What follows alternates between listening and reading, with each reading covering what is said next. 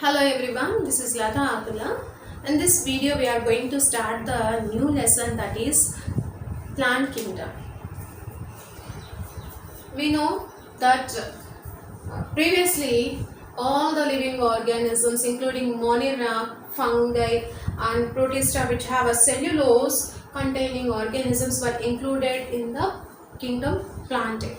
But later, R.H. Whitaker, he separately classified the living organisms into 5 kingdoms, and he separated the plant kingdom from this Monera, Protista and fungi. Now we will see about what is the plant kingdom, what are the living organisms present in it.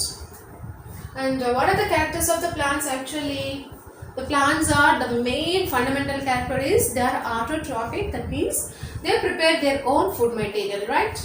And these are non-motile. They do not move. Non-motile means they cannot move. They do not have any locomotory organelles. They are present in that place only. Eukaryotic. These are eukaryotic organisms because they contain eukaryotic cell. And they have a cell wall. The cell is covered with cell wall. It is the basic nature of the plants. And the body is made up of many cells, hence they are multicellular organisms, and inside the cell there is a central large vacuole is present. This presence of large vacuole is the characteristics of the plants. And these organisms are autotrophic, means they prepare their own food material by the process of photosynthesis. For carrying out photosynthesis they require several pigments. Those pigments are chlorophylls which are present inside the special organs called as plastids. And usually they reproduce by sexually. Of course there are some asexual methods are also. The dominant one is the sexual. Majority of the plants they reproduce by sexually.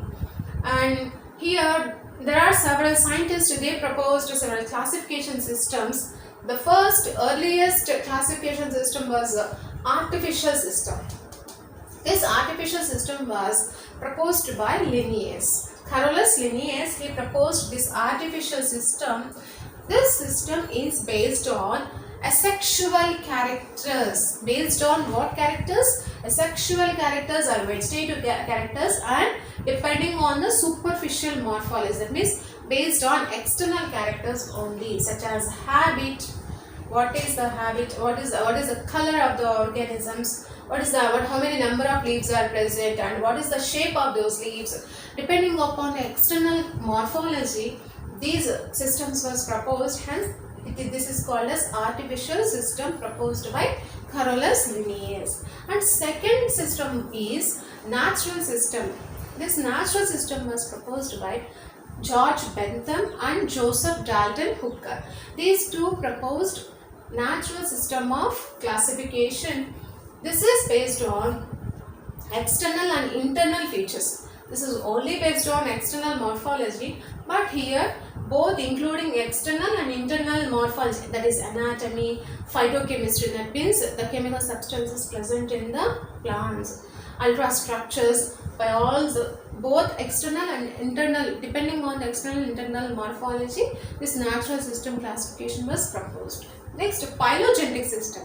Here phylogenetic means what? Evolutionary relationship. What is the meaning of phylogenetic? Evolutionary relationship. This was proposed by Engler, Prandtl, Hutchinson and Takhtajan. Who proposed that? Engler, Prandtl, Hutchinson and Takhtajan, they proposed this phylogenetic system. It is based on evolutionary relationships between various organisms. How the organisms are related to their ancestor. Depending upon those characters, these organisms are classified. Here, organisms belongs to the same taxonomy, will have the same ancestors. Here, in this phylogenetic system, the fossils play major role to study the evolutionary relationship. Okay.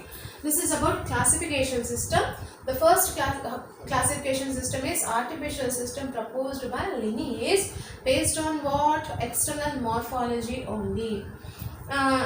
Next one is the natural system.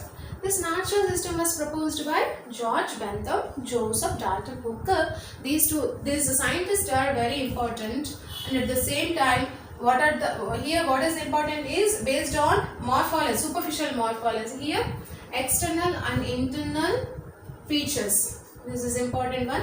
And here also the scientists are the phylogenetic system. The scientists are Engler, Prandtl, Hutchinson and Thaktujan. These are the scientists involved in the phylogenetic system. It is based on evolutionary relationships. Fossil play crucial role in the study depending upon the phylogenetic system. And there are several branches in the taxonomy. What are the three branches in the taxonomy? Now we will study. There are three branches, that is numerical taxonomy, cytotaxonomy and chemotaxonomy are the three taxonomies present in this. First one, the numerical taxonomy. Numerical taxonomy is called as phonetics. Here it involves numerical methods for evaluation similarities and differences between species with the help of computers. Here by using the computers in this similarities and differences between the species will be evaluated. That is called numerical taxonomy. And the one cytotaxonomy. Cyto means cell. The another name for this is the karyotaxonomy. It is based on cytological information, structural information like chromosomal number and structures. Depending upon these, if the taxonomy was proposed, that is called as cytotaxonomy. And chemotaxonomy. Chemotaxonomy means chemical constituents, based on the chemical constituents like DNA sequence, chemical nature of the proteins. If depending upon, by using those, if the taxonomy was proposed, they are called as chemotaxonomies, right? So what are the different branches of taxonomy? Numerical taxonomy, that is based on the similarities and differences between, evaluation of the similarities and differences between the species carried out by using computers. Cytotaxonomy, if cytological information like chromosomal numbers, structures are evaluated, then it is called as cytotaxonomy.